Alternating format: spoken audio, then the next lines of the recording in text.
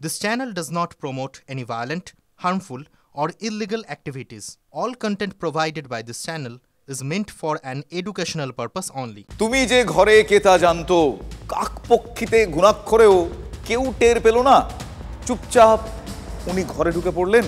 কার কথা বলছি দেখুন ছবিটা। কলকাতা পুরসভায় সাপ, পুরসভার মুদ্রণ বিভাগের ভেতরে সাপ ঢুকে পড়লো। আতঙ্কে পুর কর্মীদের ছোটাছুটি শুরু হয়ে গেল। কলকাতার পুরসভার অফিস, সেখানে কিনা সাপ। নিরাপত্তা নিয়ে প্রশ্ন উঠবেই, অথচ দেখুন ওরা যে মাঝে মধ্যেই উঁকি ঝুঁকি দেন সেটা কলকাতা পুরসভার কারো অজানা নয়। আপনাদের নিশ্চয়ই মনে আছে সেদিন খোদ ডেপুটি মেয়রের ঘরে নাকি ঘাপটি মেরেছিল সাক্ষাৎ বিষধর। কর্তা তখন ঘরে নেই, সেই ছবি দেখছি। তবে খোঁজাখুঁজিতে কোনো রকম খামতি নেই, তখনই দেখা দিলেন তিনি। এই দেখুন সেদিনকার সেই ছবি। তাহলে তুমি যে ঘরে, সেটা তো আগেই জানা ছিল। দুধকলা কেউ খাওয়ায়নি বটে, নিশ্চয়ই তাই। তবে ঘরে যে কালসাপ আছে সেটা তো অসিতবাবুও মানছেন, মানে অসিত মজুমদার, চুঁচুড়ার শাসক বিধায়ক। শুনুন কি বলছেন তিনি। তাহলে যারা আমার বুথের সোলজার তৃণমূলের কর্মী,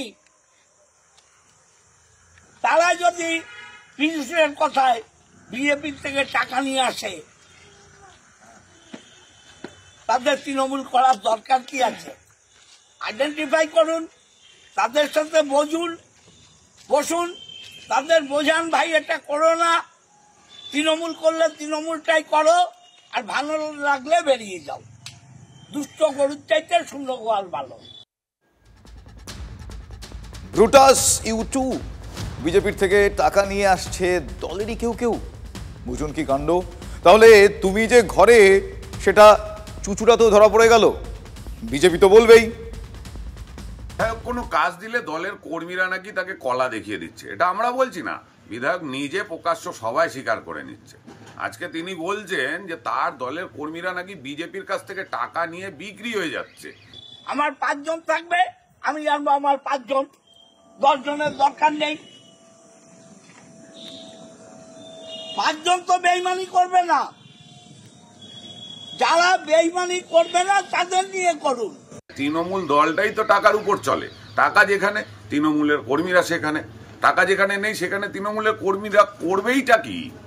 আজকে বিজেপির শক্তির কাছে বিধায়ক বুঝতে পারছে চুচুড়ার মাটি খুব কঠিন হয়ে গেছে। এটা আমার দলের কথা,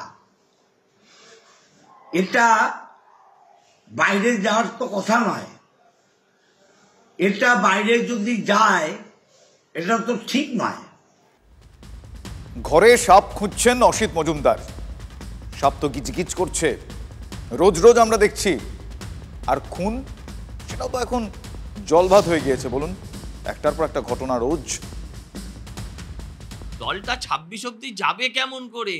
এর আগে ওটা বোধ হয় পানিহাটি পুরসভার একজন মহিলা কাউন্সিলরের তাকে গুলি করলো, সে বেঁচে গেল। এবার এটা বেলগড়িয়ায়। কামারহাটি পুরসভার 35 নম্বর ওয়ার্ডে তৃণমূল পার্টি অফিসের সামনে উদ্ধার হলো তৃণমূল কর্মী মোহাম্মদ রেহান এনায়েতুল্লাহর দেহ, রক্তাক্ত দেহ। সারা রাত সেখানে দেহ পড়েছিল। ভাবুন একবার সিচুয়েশন। यहाँ पर ब्रेन में छेद है या शायद गोली लगा ही होगा।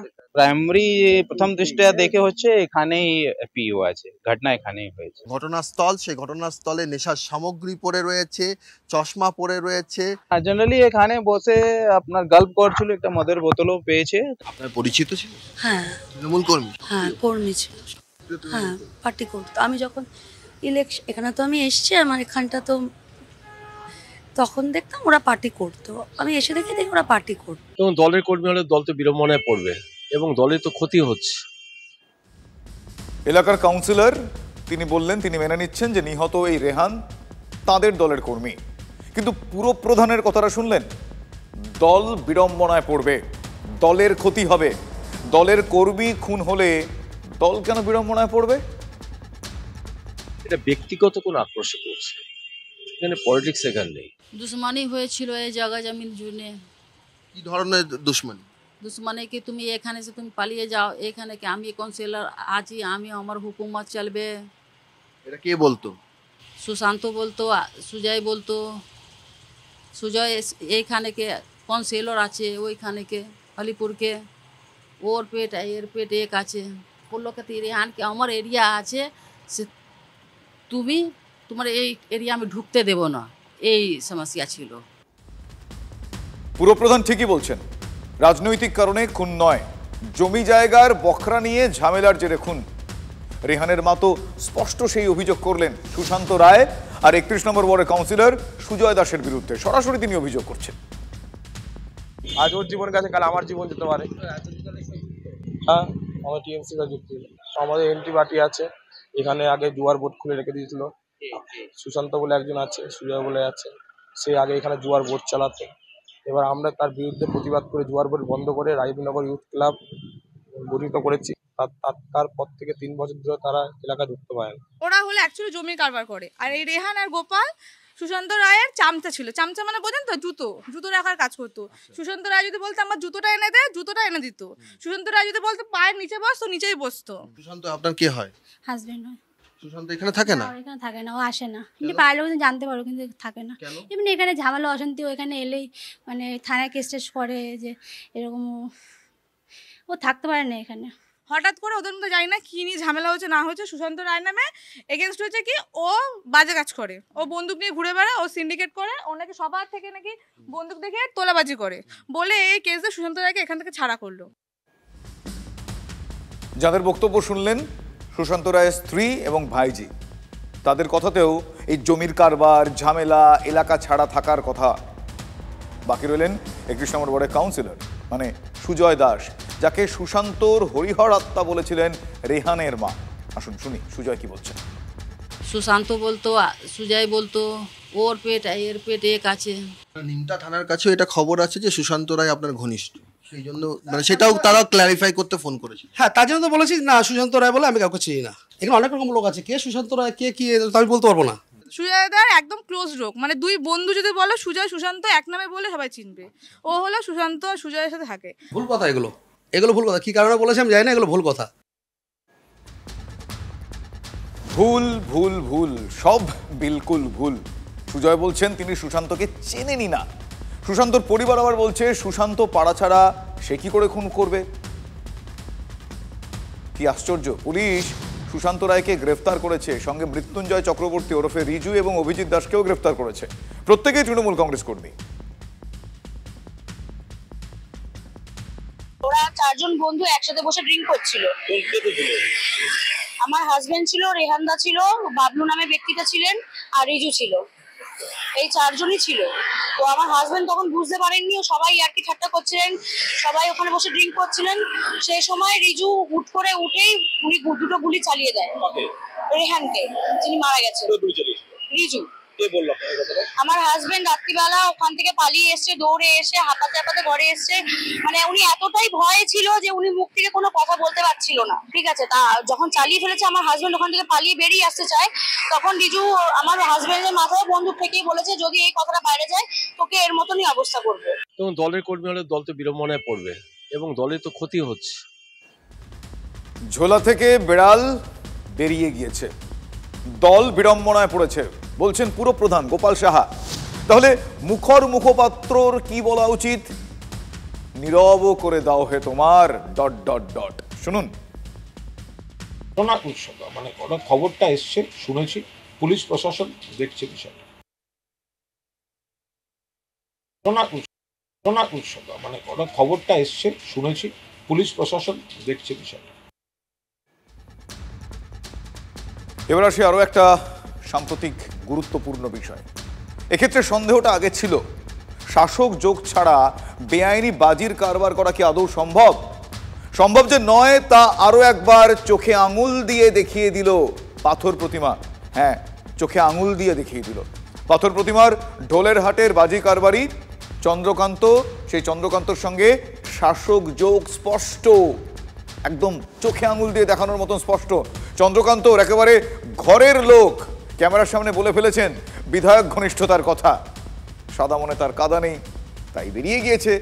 এটাও সামনে আসছে যে তৃণমূল পরিচালিত পঞ্চায়েত সবই জানতো চন্দ্রকান্ত কোথায় কোথায় এই বাজি সাপ্লাই করে, জানতো না শুধু লাইসেন্স আছে কি না, মানে বৈধ কিনা। পঞ্চায়েত প্রধানের হুঁশ ফিরেছে একটা বড় দুর্ঘটনা ঘটে যাওয়ার পর। ওই চোর পালালে বুদ্ধিবারের মতো এক্ষেত্রে জানতে পেরেছেন। তৃণমূলের প্রধান তিনি বলছেন যে ভুল হয়ে গিয়েছে। এরপর বিরোধীরা তো ওই ভুল স্বীকার শুনে চুপ করে থাকতে পারে না। Issue issue and issue. অবৈধ লাইসেন্স পেতে সহযোগিতা করেছে এমএলএ, বাড়ির যারা আত্মীয় যে কটা বেঁচে আছে এবং যে যারা ফেরার নয় তারা বলেছে। কত ভালো ভালো মাছ চিংড়ি খাইয়ে লাইসেন্স করে নিয়েছে, টাকাও দিয়ে সব মাসে টাকা দেয়। ছেলেরা এলো, খাওয়া দাওয়া করলো, সব ছিল। ওই থানায় যে অফিসার যে এমএলএ ছিল, ওই যখন এই সব লাইসেন্স দিয়ে খাই হয়, যখন আমি ওই বাদিটা হই প্রথমে হ্যাঁ, প্রচুর এমএলএ তো সব কিছু করে দিয়েছে, এখন কাজ ধরবো দিদা ধরবনি, কাজ ধরবো, তারাই সব লাইসেন্স দেয়, তারাই সব থাকে, কার নাম করবার সেই সময় খাইটা দেখেছি। বাকিটা হয়তো বলতে লজ্জা পেয়েছে আর কি খেত, হ্যাঁ, কিন্তু খেত, পুলিশ পয়সা নিত। তিনি স্পেসিফিক্যালি বলেছেন যে তিনি ট্রেড লাইসেন্স বার করতে সহায়তা করেছেন। বিধায়ক সমীর জানায় কি সেই প্রভাবশালী ব্যক্তি, মানে তার আশীর্বাদ ধন্য ছিলেন বলেই কি বণিক পরিবারের এই দুই ভাই এভাবে 1-2 বছর নয় 10-10টা বছর ধরে এই বাজির কারবার করে গিয়েছে, মানে আরো স্পেসিফিক্যালি বললে বেআইনি এই কারবার করে গিয়েছেন। বিধায়কের সঙ্গে গতকালই ফোনে কথা হয়েছিল, ঘনিষ্ঠতার কথা না বললেও কথা শুনে বুঝতে পারবেন তিনিও জানতেন, বিলকুল জানতেন বণিক বাড়িতে শব্দবাজি পাওয়া যায়, শব্দবাজি তৈরি হয়, তিনি জানতেন। এখানে যে ব্যবসা করা হতো এখানে কি লাইসেন্স ছিল? বাজি বিক্রির লাইসেন্স, মানে সেই লাইসেন্স, না বাজি তৈরির লাইসেন্স, না আদৌ কোনো লাইসেন্স কি ছিল? এটা ভাই আমাদের তো সঠিকভাবে জানা নেই। ওরা বলছে আমি ওদের কাছে যেটা পাবলিকলি জেনেছিলাম যে ওদের একটা পারমিশন আছে, লাইসেন্স কাটা হয়ে গেছে, এর পর্যন্ত আমি জানি। লাইসেন্স বুক তো হয়ে গেছে, আমরা কি করতে পারি? বারণ করতে পারি? আমাদের ক্ষমতা আছে। লাইসেন্স যদি দিয়ে থাকেন তাহলে যারা লাইসেন্স দিয়েছে, লাইসেন্স দেওয়ার বিজ্ঞান অনুসারে তাদের নামে এফআইআর করে শাস্তির ব্যবস্থা করা উচিত, আর এদের ক্ষতিপূরণ দেওয়া উচিত। এই থানা, ঢোলা থানা সব করে জেলে ঢোকানো উচিত। কি পারমিশন আছে সঠিকভাবে আছে কিনা এটা নিয়ে আমরা এখনো পর্যন্ত কনফার্ম নেই। আমরা যারা শুনছিলাম যে ওদের নিজস্ব একটা এর মাধ্যমে ওরা বহুদিন থেকে মালপত্র বিক্রি করে, এটুকু শোনা গেছে। স্থানীয় 2-1 মানে অভিযোগ করছে যে এখানে নাকি পুলিশ মাঝে মধ্যে এসেই টাকা নিত এই বাড়িতে, আর আপনার ছেলেও নাকি এখান থেকে বাজি বোম কিনে নিয়ে যেত। এখানে আমার ছেলে কি আর অন্য কেউ, এটা তো আর মানুষ মারা বোম নয়, এটা এমনি পুজো পদ্ধতিতে যেগুলো ছোটখাটো বোমগুলো হয় সেগুলোকে ওখান থেকে ওরা নিয়ে আসে। বোম তৈরি তো অনেকদিন ধরে। কতদিন সেটা? আমি জমতে এসেছি, আমি এখানে এসেছি ধর 10 বছর। বড় বোম, সাইজ বড়, সেই তাল বোম বলে না গো। শাসক দলের মদত না হলে এখানে গাছের পাতাও নড়তে পারে না। শাসক দলের এটা মদতে এটা হয়েছে আর হবে। এই যে ঘরটা ভেঙে গেছে, আজ বাদে কাল তৈরি হয়ে যাবে। যে জীবনগুলো 7-8টা জীবন চলে গেল, এর জন্য কে দায়ী? বাংলার মানুষ হিন্দু হোক, মুসলমান হোক, কুকুর বেড়ালের মতো মরুক, তাতে কিছু এসে যায় না মুখ্যমন্ত্রী। তাকে ক্ষমতায় থাকতে হবে। আশা করি এটা হিন্দুরা বুঝতে পেরেছেন। আমার রাষ্ট্রবাদী মুসলমান ভাইরা যত তাড়াতাড়ি বুঝবেন তত এই রাজ্যের মঙ্গল। সেখানে যদি অনুমতি থাকতো তাহলে প্রকাশই করতে পারতো, কিন্তু এটা আড়াল জায়গা, সেখানে এটা বাজি কারখানা, এখানে অনুমতি নয়। এটা শাসক দলের কিছু গুন্ডা বাহিনী এটা সহযোগিতা করে, এটা টাকার বিনিময়ে এটা করতে চেয়েছিল। মুখ্যমন্ত্রী জানেন না যে আজকে এই বোমের কারখানা চলছে? মুখ্যমন্ত্রী, পুলিশ মন্ত্রী, তার পুলিশ জানে না, তার এমএলএ জানে না, তার এসপি জানে না, তার পঞ্চায়েত মেম্বার জানে না, তার কাউন্সিলর জানে না। বলছেন আপনারা কিছু জানতেন না, জানলে স্টেপ নিতেন, আজকে জানলেন। ছেলেটা আপনার মুখের সামনে দাঁড়িয়ে আমাদেরকে প্রশ্ন তুলছে, এই ঘটনার দায় কে নেবে? মা ওখানে দাঁড়িয়েছিল, ওই কল, ওই যে টাইম কলটা ওখানে দাঁড়িয়েছিল। ওই যে সেলের যে আগুনটা যদি আমার গায়ে এসে পড়তো, মাথা স্টেট সঙ্গে সঙ্গে স্পট ডেড হয়ে যেত। আচ্ছা, তারপর কে নিত? মমতা ব্যানার্জি নিত। যেটা 8 হয়েছে সেটা আজ 18ও হতে পারতো। এবার কি আটকাবে? ওকে আগে একবার তুলে নিয়ে গিয়েছিল, সেখানে লিখিত নিয়েছে, সেখানে বেশ তারপরে প্রায় 1 থেকে 1.5 বছর মতো বন্ধ ছিল। তারপরে যে আবার ফিরে করছে, যদি স্থানীয় মানুষজন আমাদেরকে ইনফর্ম না করেন। আমি দায়িত্বে আছি বলে কি সারা রাজ্যের আমার এখানে 15টা মেম্বার, এত বড় অঞ্চল, একাধিকবার প্রতিবাদ হয়েছে, স্থানীয় বাসিন্দারা বন্ধ করতে বলেছেন, তার পরিবারের লোকজনেরা এই ব্যবসার বিরোধিতা করেছেন, তারপরেও কাজ জোরে চন্দ্রকান্ত শুধুমাত্র এই ব্যবসা চালিয়ে গিয়েছিল। বাজি বানানো লাইসেন্স থেকে বাজি বানানোর নিয়ম, প্রত্যেকটি জিনিসকেই কার্যত বুড়ো আঙুল দেখিয়ে চন্দ্রকান্ত বণিক বাজি বানানোর প্রশিক্ষণ দিত। তার এমএলএ জানে না, তার এসপি জানে না, তার পঞ্চায়েত মেম্বার জানে না, তার কাউন্সিলর জানে না। সব জানে, কারণ এখান থেকে 70-70-30 হিসেবে টাকা কলকাতায় যায়। কান্তি গঙ্গোপাধ্যায় বাম আমলের তিনি মন্ত্রী, ডাকাবুকো মন্ত্রী, আজ ঘটনাস্থলে গিয়ে তিনিও সরব হয়েছেন। এখন জানতোরা এটা হয় না, এখান থেকে 10 মিনিট লাগবে না থানা, এখানটা থেকে ওই 10 মিনিট লাগবে না প্রশাসনের এমএলএর বিধায়কের বাড়ি, আরও ঠায় আছে পঞ্চায়েত।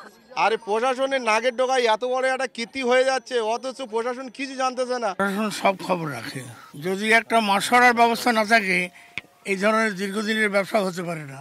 আমি যা শুনেছি বোধহয় 22 সালে একবার গ্রেফতার হয়েছিল। 2022 সালে এই চন্দ্রনাথ বলে তাকে গ্রেফতার করা হয়েছিল। 68.5 কেজি ফায়ার ক্র্যাকার্স তার থেকে বাজেয়াপ্ত করা হয়েছিল।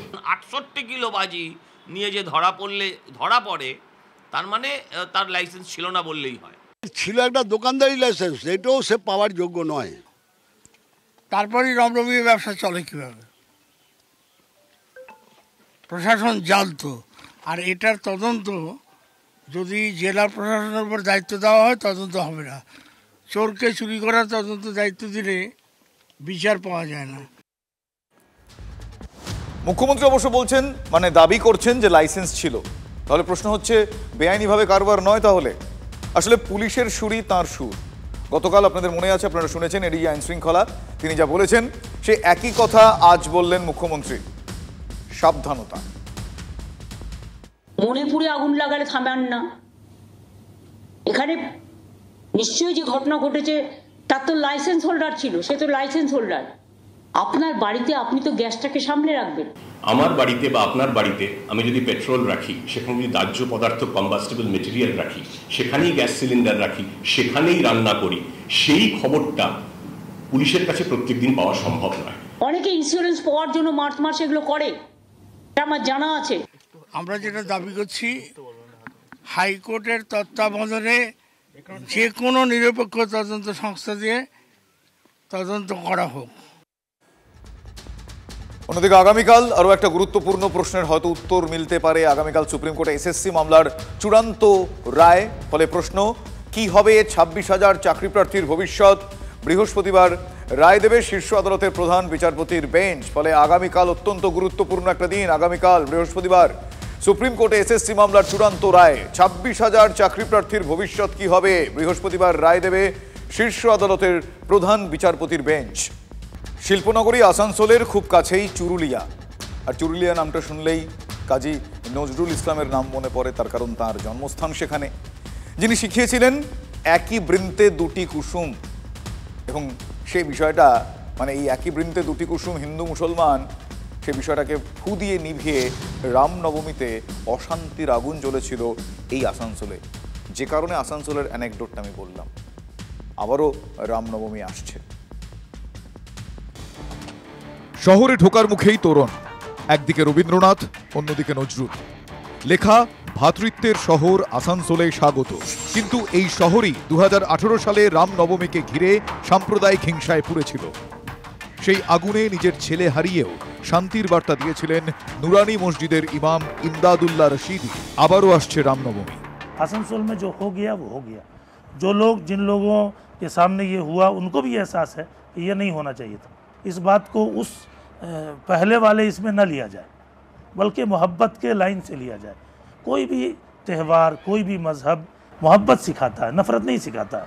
जिस तरीके से ईद में खुशी थी, उसी तरीके से हमारे जो भाई हैं जो रामनवमी मना रहे हैं वो भी खुशी खुशी मनाए, कोई बात नहीं। बिल्कुल हिंदी है, हम वतन है, हिंदोस्ता हमारा। সাম্প্রদায়িক হিংসায় ছেলেকে হারানো ইমামের কথা কি কানে ঢুকবে?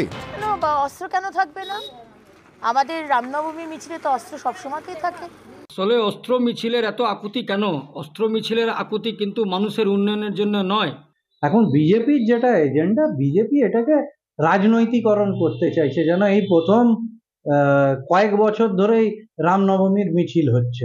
আর যদি মহরমের মিছিলে যদি মুসলমানরা তারা যদি ছোড়া তরোয়াল নিয়ে যেতে পারে, তাহলে আমাদের হিন্দুদের এখানে বাধা কেন? হিন্দি সিনেমার গান যে सुन साबा सुन प्यारे के धुन मैंने तुझे चुन लिया तू भी मुझे चुन, এই বোঝাপড়াই তাদের আছে।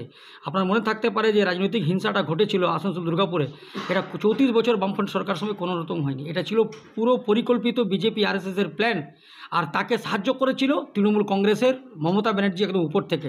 সরকার যে বিজ্ঞপ্তি দিয়েছে সেটা মেনে চলুক যারা করছেন, এবং আমাদের কাছেও তো 5-6 জায়গা থেকে নেমন্তন্ন আছে এবং আমরাও বিভিন্ন জায়গায় রামনবমীর মিছিলেতে থাকবো। আবারও রামনবমী প্রসঙ্গ বলি এবং এই রামনবমী ঘিরে টান টান উত্তেজনা বললেও কম বলা হয়। এ রাজ্যের রাজনীতিতে বিজেপি নেতারা স্পষ্ট বুঝিয়ে দিয়েছেন তাদের চোখ আসলে বিধানসভা ভোট। যে কোনো ইভেন্ট হলে সেখান থেকে রাজনৈতিক পার্টি লাভ নিতে চায়। হিন্দু জেগেছে, হিন্দুর পেছনে আমরা আছি, এটা চালিয়ে যাব, ইলেকশন অবধি চালাবো, এর উপরেই 26-এ ইলেকশন হবে। দিলীপ ঘোষ বলছেন পুলিশ ধমকাচ্ছে, তৃণমূল চমকাচ্ছে। মালদার বিজেপি, বিশ্ব হিন্দু পরিষদ, রামনবমী উদযাপন কমিটির নেতারা বলছেন একেবারে উল্টো কথা। এমনকি মোথাবাড়িতেও রামনবমীর মিছিল হবে। পুলিশ ধমকাচ্ছে, রাত্রেবেলা তুলে নিয়ে যাব, টিএমসির নেতারা ধমকাচ্ছেন। প্রত্যেকবার দেখেছি সেক্ষেত্রে কিন্তু প্রশাসনের সামনে থেকে, পুলিশ প্রশাসন সামনে থেকে কিন্তু পূর্ণ সমর্থন থাকে। প্রশাসনিক বাধা এখানে আজ পর্যন্ত আমরা পাইনি, প্রশাসন থেকে সহযোগিতায় পেয়েছি। আলাদা করে আমাদের জেলায় মোথাবাড়ি যে ঘটনা ঘটেছে সেরকম একটা বিক্ষিপ্ত বিচ্ছিন্ন একটি উষ্মা তৈরি করার যারা চেষ্টা করছে তাদের সঙ্গে আমাদের এই ঘটনার কোনো প্রভাব পড়েনি আর পড়বেও না। এসপি মালদা বলেছেন আগে যেখানে যেমন পূজা হতো, মিছিল বেরাতো, সমস্ত ধর্মের মিছিল সেখানে বেরাবে, প্রয়োজনে উনি নিজে এসকর্ট করে সেই সমস্ত মিছিল সম্পন্ন করাবেন। অনেক কিছুই উল্টে পাল্টে গিয়েছে, বুঝলেন। মালদায় রামনবমীর মিছিলে সেখানে হাঁটবেন মুসলিমরাও। পল্লীশ্রীর মাঠ থেকেই মিছিল বেরোবে রামনবমীর। আটকসিয়া আঞ্জুমান আকবরিয়া শহর মুসলিম কমিটি প্রতি বছরই রামনবমীর মিছিলে অংশগ্রহণ করি। আমরা মেনলি আপনার ওই রাজমহলে থাকি, ওনাদের মিছিলকে আমরা এগিয়ে নিয়ে যেতে সাহায্য করি। এবছরও আমরা করব। কোনো মুসলমান যদি ভাবে না রামের নামে আমি হাঁটবো, সেও আসতে পারে। আমাদের পুষ্পবৃষ্টির একটা পরিকল্পনা আছে মিছিলে যারা অংশগ্রহণ করবে তাদের উপরে, আমার ভাইদের উপরে। আর কিছু জল, আর যদি দেখি কালকে মিটিং আবার কী করতে, যদি মিষ্টি মুখ করানো যায় কিছু। মিছিলের মধ্যে থেকেই সৌহার্দ্যের বার্তা পৌঁছে যাবে মালদা জেলার প্রত্যেকটা ঘরে ঘরে। আমাদের মালদার মাটি হচ্ছে সম্প্রীতির মাটি। ইন্দোনেশিয়াতে রামায়ণ পড়ানো হচ্ছে, যেখানে একটা মুসলিম কান্ট্রি। আমরাও চাই যে সবাই অংশগ্রহণ করে রামকে আরও রামের পথে আমরা এগিয়ে যাই, রামরাজ্য প্রতিষ্ঠা হোক পশ্চিমবঙ্গে। বিশ্ব হিন্দু পরিষদ নেতার মতোই রামরাজ্য চাইছেন তৃণমূল নেতা কৃষ্ণেন্দু নারায়ণ চৌধুরীও। ভগবান রামচন্দ্রকে নিয়ে আজকে নাচাচি করছে, তারা রাম রাজত্বের কথা বলছেন না। আমরা চাই যে সমস্ত দেশে রাম রাজত্ব কায়েম হোক। এবার পাথর প্রতিমার খবর বলবো। সেখানে বিস্ফোরণের জের, দিকে দিকে নিষিদ্ধ বাজি উদ্ধারে ধরপাকড় শুরু করে দিয়েছে পুলিশ। নোদাখালী, বজবজ, মহেশতলায় কয়েক কেজি বাজি ইতিমধ্যেই বাজেয়াপ্ত করা হয়েছে। নিষিদ্ধ বাজি তৈরি এবং বিক্রিতে এখনো পর্যন্ত 3 জনকে পুলিশ আটক করেছে। দিকে দিকে ধরপাকড় চলছে।